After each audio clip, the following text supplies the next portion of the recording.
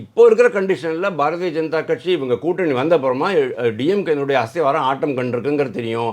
எல்லாரும் முன்னுக்கு போய் முரணாக பேசிகிட்டு இருக்காங்க.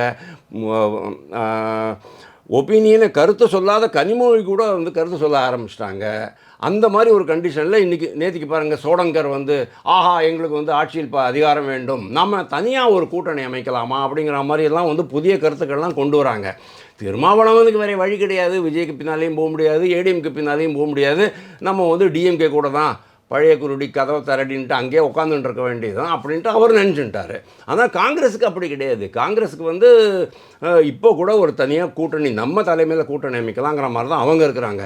ஸோ இப்போதைக்கு ஏடிஎம்கே பாஜக கூட்டணிக்கு தான் வந்து ஒரு வலு அதிகம் அப்படிங்கிற அந்த தோற்றம் கொஞ்சம் கொஞ்சமாக டெவலப் ஆகிட்டு வருது. அப்படி இருக்கும்போது அன்புமணி ராமதாஸ் வந்து அதைத்தான் விரும்புவார். ஏன் அப்படின்னா, இங்கேயும் ஏடிஎம்கே வந்துடுவாங்க, பாஜக அங்கே இருக்குது, they will take care of us அப்படிங்கிற அந்த ஒரு நம்பிக்கை.